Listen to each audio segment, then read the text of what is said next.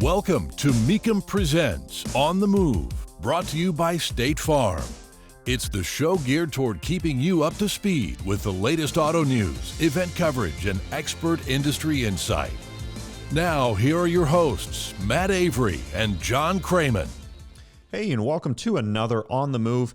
And John, I got to tell you, man, this is a show that I've been looking forward to for a very long time. Me too. This is On the Move, episode 100. Yeah. And we're going to take some time and we're going to have the show focus on all things on the move, as well as all things Mecum. It's a great opportunity just to kind of pause and just talk about where we've come from, as well as providing some light on where we're going. So, and of course, a big thanks to Mecum management for kind of turning us loose to run this ship, and it's been fun. So let's talk a little bit about what's in store for this show. Coming up, we're going to be checking in with Melissa Smith. She is the brand new director for the Mecum On Time group. We'll be diving deep into kind of what all On Time is. And then we'll be checking in with Chris Jacobs, host of Overhauling and a flow reporter for Mecum Auctions on Motor Trend TV. He's got the details on a very special Bronco that's going to be crossing the block at Mecum Kissimmee. And then in segment 2, we have a recap of the recent Mecum auctions held in Chattanooga and Chicago. Now, speaking of Mecum auctions, John, what do we have coming up on the calendar? Still a lot going on here, Matt. Next up on the Mecum auction schedule is our return to Las Vegas, the convention center there, November 10th through the 12th. 1,000 cars expected, and that's going to be 12 hours live on Motor Trend. Just a little bit after that, our friends at the Gone Farming division of Mecum Auctions has their annual fall premiere. That's at the Bend Expo Center, East Moline, Illinois, November 17th through the 19th. Once again, television coverage, but of course with the tractor team on RFD TV. 2 hours live coverage, by the way, 11:30 to 1:30 Eastern Time on Saturday, November 19th. And then a tradition, Matt.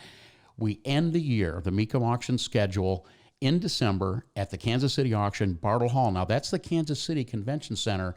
And I just want to say, one of the reasons we like going there is it is a virtually everything, the entire auction environment, from check-in, cars on display, the auction arena itself, all of our exhibitors, everything is under one roof. And there's no support structure in that convention center, and it spans a quarter-mile in length. I love that connection.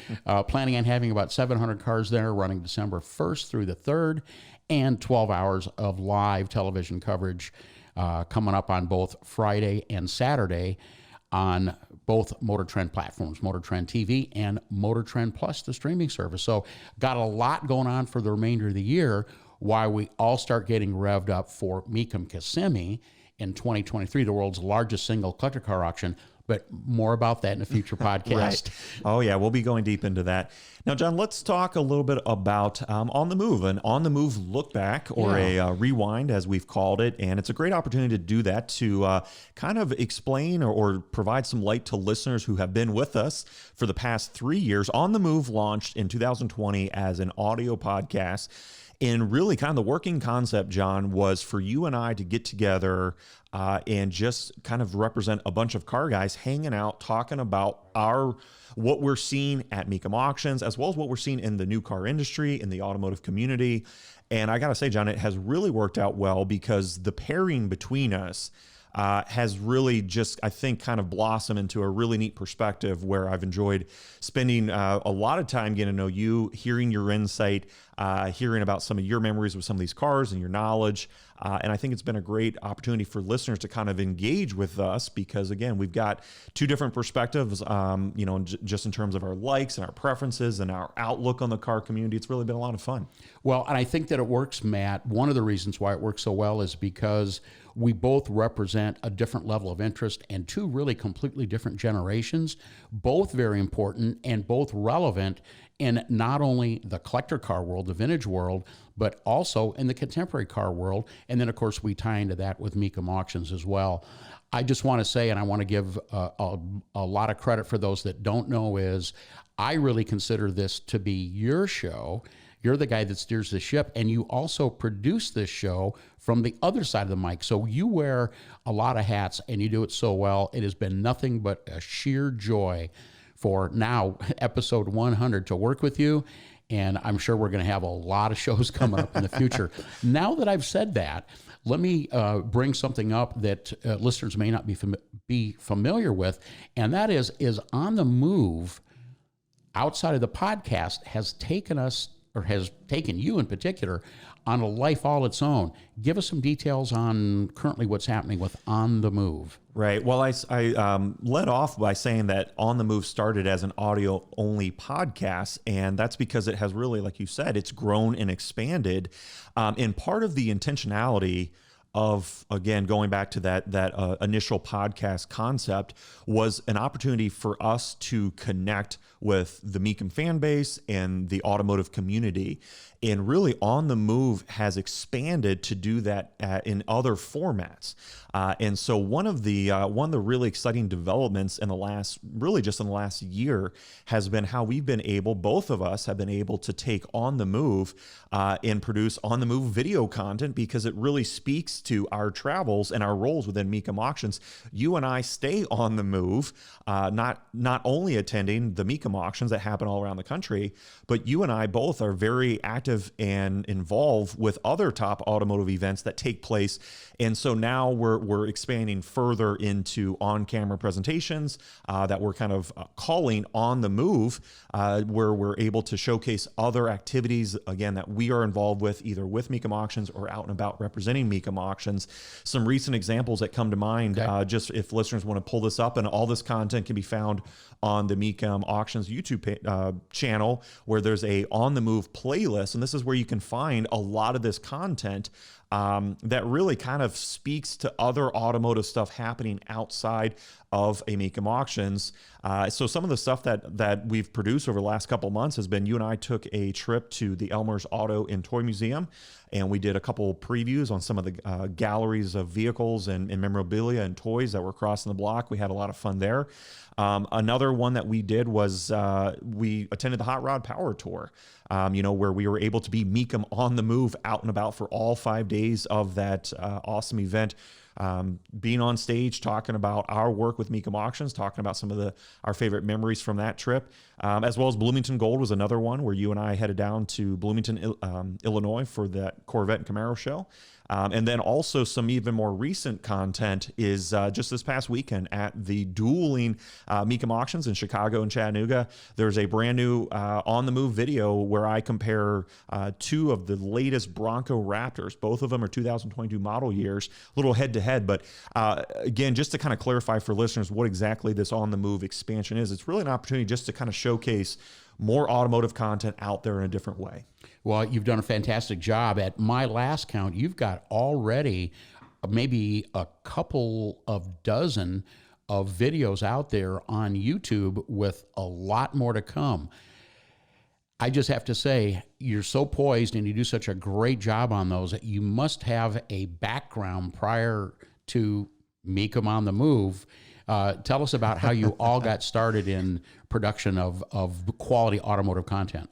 It all started as a technician, a repair technician, John. I did a Votech track in high school, and that led me right to a dealership setting where I worked for Mercedes-Benz of Annapolis, and then I moved over to Tate BMW across town, and I was a repair technician, and that's where I got my formal training as of automotive mechanics. And then from there, got a degree in electronic media and film, started writing for the TV show Motor Week with John Davis, and then I've spent most of my career as an automotive journalist, the bulk of that with Cars.com, and before transitioning to the Mecum Auctions team. And I gotta say, John, I have really enjoyed using those skill sets to what we do at Mecum Auctions. You know, as you are well aware, every car that crosses the Mecum Auctions block has a story. And it's fun as a journalist to be able to help draw that out and explain what makes these cars so fascinating and interesting to our fans, to bidders, to the automotive community at large. So it's been a ride. And also, speaking about just how On the Move has continued to expanded, it's also the name of my column in the Mecum magazine. So if readers pay careful attention, they'll notice that transition happened earlier this year. Again, just really speaking to the fact that I'm out and about along with yourself, that we are out on the move, as always, at Mecum Auctions and at other places. Well, and beyond that, we see feature stories, full feature stories from time to time in the Mecum Monthly magazine as well that you skillfully craft. And on top of that, you've even got more things going on, automotive related, but outside of the Mecum umbrella. You are quite the accomplished author. Tell us about the books that you've written. So far, I've got 2 books in the works, or 2 books to my name. The first one is Copo, and we've talked about that before on the show, and that released in September of 2018, and that was really the first large project I undertook, and it really dives deep into the world of Chevrolet Central Office and the muscle cars produced there. And I'm really excited. My research, I have several ongoing research projects that I'm constantly working on. And one of those is into Camaro Special Editions. I've been researching those cars for the last 4 years, and my findings and some of the discoveries I've made are going to be releasing this early next year in a brand new book called Camaro Special Editions. And I've got several other automotive topics, John, that I'm always ongoing researching into and exploring. And I really do enjoy writing at that high level. Again, that's my journalist background. It really excites me to spend so much time. I know some people ask, how do you not get bored with a topic when you spend so many years looking at it? And sometimes you do, but I will say overall, I really do enjoy spending that much time diving deep into something, because that's really where you can fully understand how a car came together, or how, an automotive activity happened. It's just really interesting.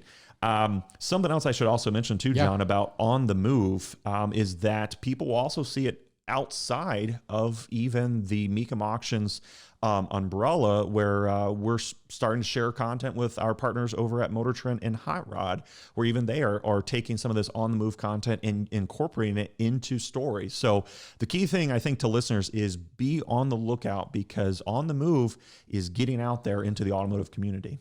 Well said. Well, on behalf, Matt, of all of us old-time, long-standing Mecum employees, I jumped on board in 2006. We're just so glad to have you with us. Your talent, your enthusiasm, and your interest in all things automotive, especially coming from your generation's perspective, really means a lot. So that having said, I mentioned I started with Mecum in 2006 as director of consignments, working hand in hand with Frank Mecum. And it wasn't until 2008 that we put together a TV show. And it was Dana Mecum's vision to say, hey, John, we're doing a TV show, and I think you might want to try out for it. Long story short, we decided to give it a try. 15 years later, we have a successful show on Motor Trend and some companion shows as well. And man, it all started back in 2008 with Dana Mecum coming to me and saying, I think we should give it a try. 2017, I changed my role from director of consignments to director of company relations, being the official company spokesperson, representing Mecum in a wide variety of events around the country. And man, it's been, for a lifelong car guy, it's been one heck of a ride. I also write a monthly column at The Red Line in the Mecum Monthly, and have an official title of lead TV commentator analyst. In other words, I'm in charge of the announce team, but it really isn't that way at all. We're all friends. We're all colleagues. We've all worked together a long time. We just get in our positions and we do it. So same thing, same kind of a dynamic that I have with you. Great chemistry. We keep it upbeat. We keep it energetic. We try to keep it as accurate and relevant as possible. And that's what I kind of think makes the world go round. And John, I want to, something you said, I want to further explain to listeners, because I think a lot of them, it's easy to overlook about how active you are. Obviously, a lot of people are going to know you and recognize your voice from all of the great commentary that you provide during the course of a Mecum auction. But what you said is very key about how you represent the brand outside of Mecum auctions. For example, you've got travels throughout each and every month attending other top automotive events. I know you're going on the road next week. Where are you off to next week? Yeah, off to San Antonio, where Mecum is sponsoring the Classic Thunderbird National Convention that would be specializing in the 55 through 57 Thunderbirds. I'll be speaking there, and I do a presentation that's termed Inside Auctions in the Collector Car Market. It just gives a great chance not only to pitch and promote Mecum, sure that happens, but that's really kind of secondary, but it's to interact and meet and learn about how some of these clubs operate, learn what drives them, and get them to know us and for us to get to know them. And it's been something I've been doing for a long time, and I just love doing it. To continue with that, you're out there too. You're out in front in a lot of these different projects now, especially with On the Move really getting traction. We're going to be seeing you and your voice and On the Move, and Matt Avery is going to be out there quite visible in the automotive landscape as we move forward. Right. Well, John, I think a fitting way to wrap up this conversation is we've got 100 shows under our belt. Let's talk about maybe some of our favorite moments or guests or segments. I'll lead off. I've got three that, when I thought back over the last 3 years, 3 seasons of On the Move, I'm going to go all the way back to show number 13. So this was kind of in On the Move's infancy. Mm-hmm. And at that time, I'm sure you'll remember, we had a monumental Mustang crossing the block at Mecum Kissimmee of 2020. That was the 1968 Mustang GT featured in the Bullet film. Oh, yeah. And I think part of the reason why I love this show, episode number 13, was we brought on one of the top Ford experts out there, Kevin Marty of Marty Auto Works. People are going to know him for his well recognizable Marty report that basically gives all the data on most of the classic Fords out there. But I just remember the conversation we had with him. He really was a good one to tap into, talking about why that car was so significant. I remember he shared some really good insights. So that was one for me. I'm going to then move up to episode number 49. This would have been from season 2. And this was kind of an oddball interview, but I really enjoyed it. We checked in with Joe Huth of the Knight Rider Historians. This is a group of guys that really are passionate about the TV show Knight Rider, and it just was cool just to see their love of the show. And then a lot of that stemmed from their collecting of the screen used vehicles. And it just was neat to hear about some of their discoveries, including we should really check in with them because if listeners remember, they had just found an 18-wheeler that was used on the show, and they were going to start a restoration. So maybe that'll be something we'll check in with. And then my third one is moving up to show number 60. We checked in with Craig Lieberman, and this is a guy that really left his mark on Hollywood car movies because he was the tech advisor for the first 2 Fast and Furious movies, and he is really well known within the automotive community. And it just was great to check in with him and talk about how he was able to kind of put these cars that are now icons in some of these movies that have gone on and are well loved around the world. But just some favorite memories, and of course, John, I want to know from you, what are some of your favorite shows or guests that we've had? Well, I'm going to honor one of the podcasts that we did, Matt, with one very special guest, and this is a really good example of sort of spanning the genre of generational interest that we try to do here on the podcast. And it was podcast number 42. And that was an actual sit down that you and I and a gentleman by the name of Don Garlits had. Mm-hmm. Big Daddy, the most decorated NHRA drag racer of all time. In fact, he was voted as the #1 NHRA top all-time racer, and that will never change.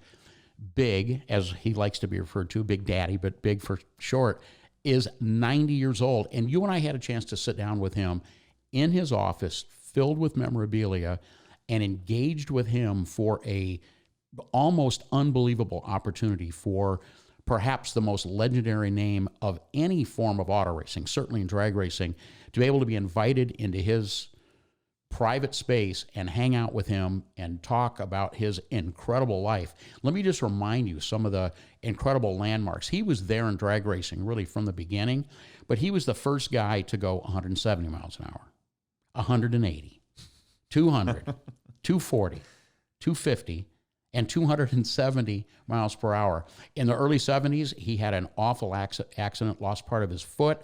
That was a front engine dragster.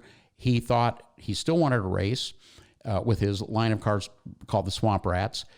So he designed the rear engine car and successfully launched that. Now, of course, everybody has adopted that. They did almost immediately.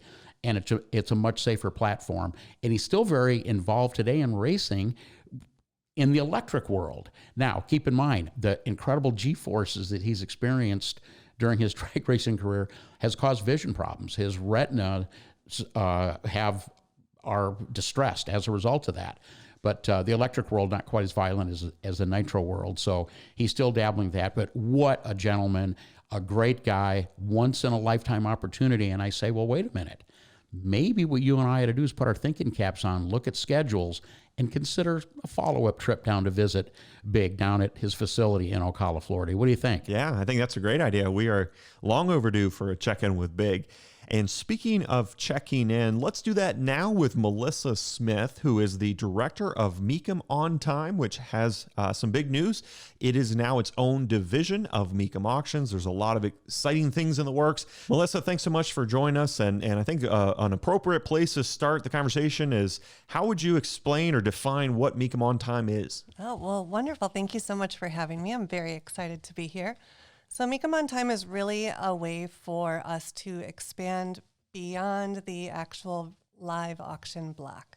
It lets us get into people's homes through their personal devices, their computers, their phones, and try to get a piece of the Mecum experience without coming to a live event.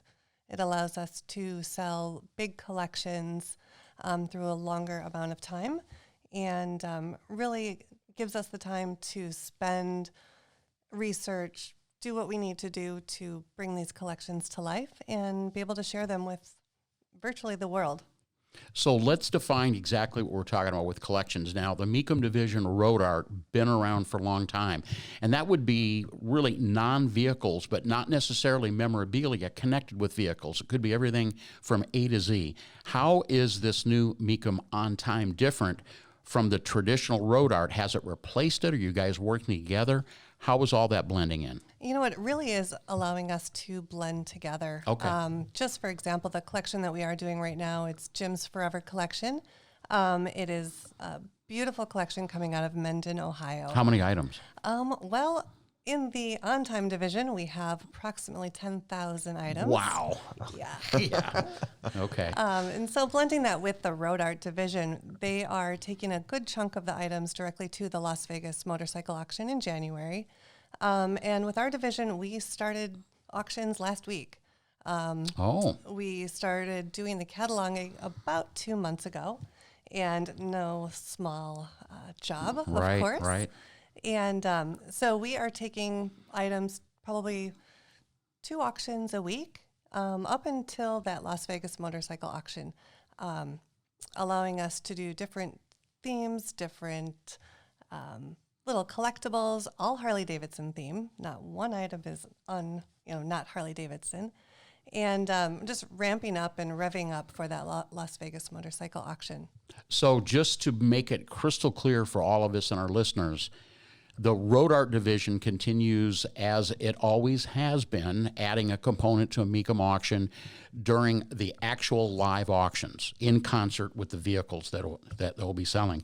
What you're doing with your On Time division and your team is you're taking large quantities. Typically, it will be collections, it looks like, as we're moving forward, and selling those separately on a separate auction, which is going to be solely and totally online. Is that just sort of a quick snapshot of what's going on? Absolutely. That's exactly what it is. So it sounds like this is a foundation of a lot of possibilities. There's a lot of expansion here with the platform. Melissa, when you look out, what's on the horizon, and what are some things that we can expect to see down the road? You know what? This allows us to open the doors for big collections, may not even be car related. Okay. It allows us to, really dive into these untouched treasures and things that may be just collecting in people's homes that they're ready to, let go of, and let us have the opportunity to share it with people all across the world. That's interesting that the door is open for operating outside of what road art traditionally has known for. I have to ask you this: was that the prospect of you heading this up? Was it more of a challenge, or was there more stress involved? Where it's like, gee, how are we going to manage this whole thing? You know what? It has been stressful. We started On Time in 2019 with a large collection from the Stephen Giuliano collection. Yeah. We had some auctions in between that, and then during the pandemic, when live auctions actually took a pause. Mecum On Time really came in, and we held auctions every single week, sometimes twice a week during that time. And now with these other collections coming up, I say challenge accepted. So we're excited to see what's on the horizon and what future's in store for us. All right, so if listeners want to engage in Mecum On Time, if they want to look at what collections are coming up or even register to bid, what are the steps they need to take? Sure. You can certainly go to mecum.com. Our website is, houses everything Mecum. There is a link on there that will put you directly into On Time. Otherwise, you can go to ontime.mecum.com. Okay. Registration is free. So it is a whole nother platform than your My Mecum account. I'll be signing up soon. Oh, good. And all we need is your address and a credit card, and you are free to bid. Once you register, it's once and done. You don't have to register for every auction every time. Bidding, it starts relatively small amounts, so it gives everyone an opportunity to bid, to play, and have a chance to win something from a collection and Mecum auctions. So looking at it from the other side as a potential consigner, seller, how does that work? How do they get a hold of you guys and get that ball rolling? There is a link on ontime@mecum.com to contact us. We're happy to talk to collectors, collections big and small. Our team is dedicated to come pick up collections, inventory, photograph, research, and ultimately get them to the website so, it grabs people's attention. One-stop shopping, huh? All right. Well, hey, Melissa, we appreciate the update. John and I are so excited. We will be signing up to start perusing what you guys have crossing the digital block, as it were. And thanks for the updates, and we look forward to seeing what's in store with Mecum On Time. Great. Thank you so much. Matt, we heard rumors of a very special vehicle going to very special charity coming up for Mecum Kissimmee 2023, and it looks like we are going to get the inside story. And the guy that's going to give us that data is our very own Chris Jacobs. And I just have to say, Chris, thanks for helping us out here for a few minutes. Man, what a pleasure it is to be working with you this year on Motor Trend for Mecum Auctions. We've been, obviously, Matt and I both huge fans of you on overhauling and other things that you've done.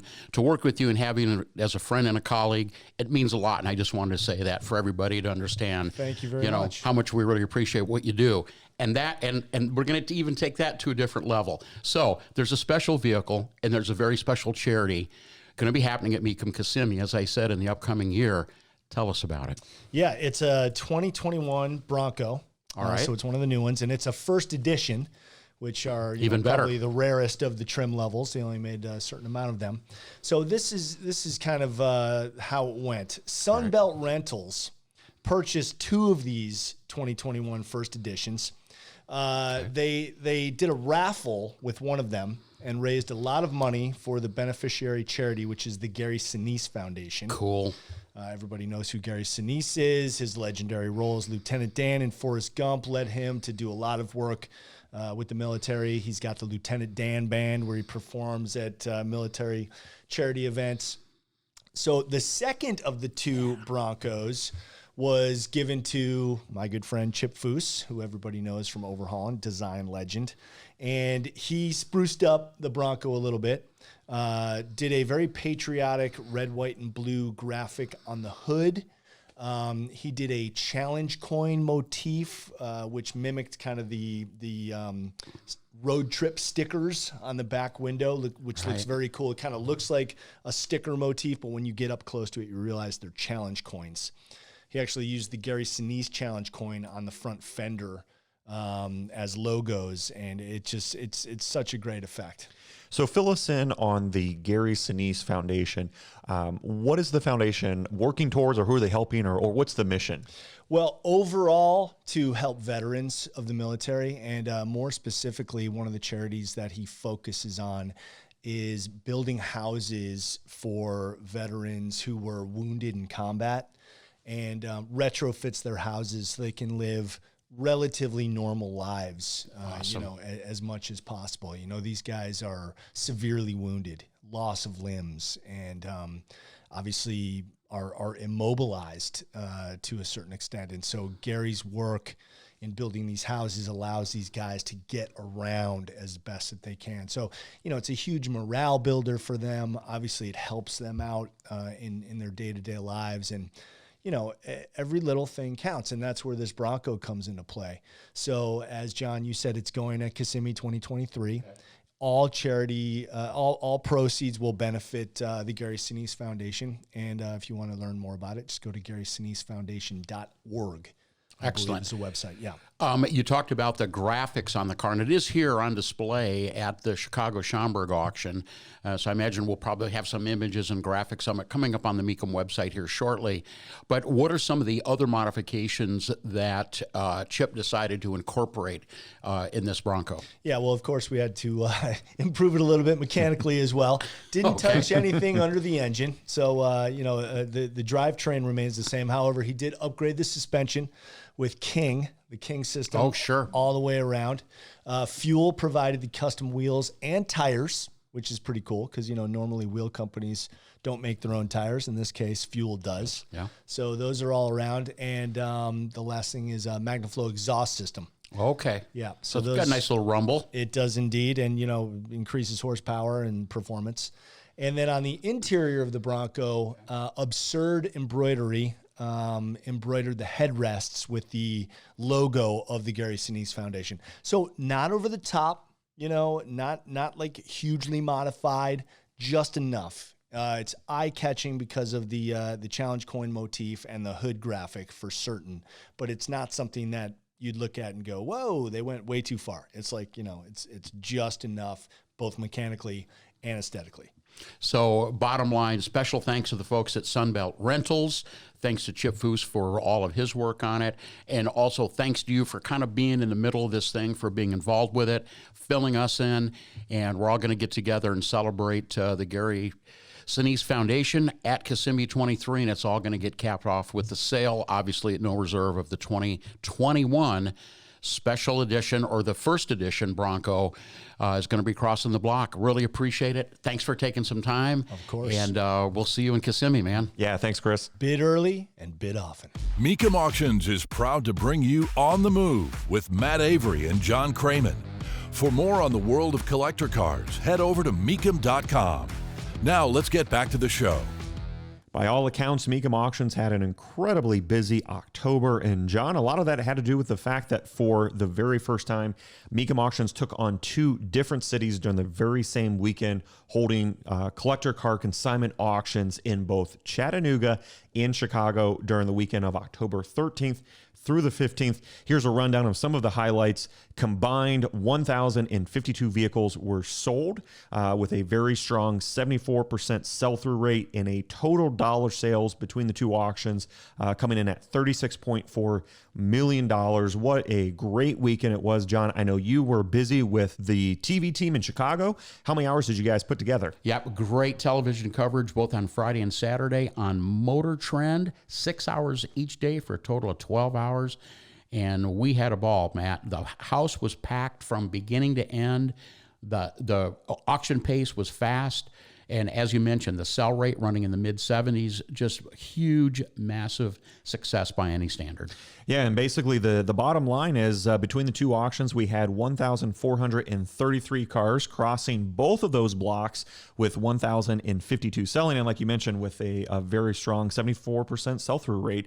And on top of that, both top 10s from both auctions were well into 6 figures. So let's give a rundown, let's start with Chicago. Let's give listeners an update about those vehicles that were there. Yeah, I think this is going to really indicate the kind of variety of entries that we had at Chicago, Matt. And then I'll be anxious to hear from you on what the top 10 sellers were from Chattanooga. At number 10 was a gorgeous 2019 Shelby Super Snake. That's that supercharged 5-liter. And it fetched $104,500. Number 9, a stunning 1968 Dodge Charger RT with a 440, $126,500. And tied for that was the last podcast feature car of mine, 70 Chevelle LS6, also brought $126,500. Not to be outdone, the second LS6 feature car that I talked about on the previous podcast, and that was the red 4-speed car, of course, with that 450 horse 454, $132,000. Huge news here, Matt. The 2022 Ford Bronco Raptor, lot number S85.1, by the way, $143,000. Perhaps the finest 1962 Ford Thunderbird Sports Roadster was next at $165,000, keeping into that luxury convertible category. A 1957 Cadillac Eldorado Barrett's convertible, multiple award winner, $167,750. Number 3 on the Chicago top 10 seller list. This is lot number S103, another 2022 Ford Bronco Raptor. That one, Matt, sold for $170,500. Number 2, a stunning 65 Chevrolet Corvette, that 425 horsepower, 396, first and only year they had that engine, $181,500, Matt. And at number 1, perhaps the most unlikely vehicle to have roll across the Mecum auction block, a custom-built 2021 Jeep Gladiator Apocalypse Hellfire 6x6 Jeep powered by a 6.2-liter Hellcat engine, brought a whopping $198,000. Talk about success? Absolutely. All right, now take us through Chattanooga while I take a break. So, so moving over to Chattanooga, another impressive list of top 10 sellers. Coming in 10th was a very latest 2022 Ford Shelby GT500. This one has the Heritage Package. That sold for $137,500. And then we've got a couple of Corvettes. Coming in 9th was a 67 Corvette Coupe with that 427.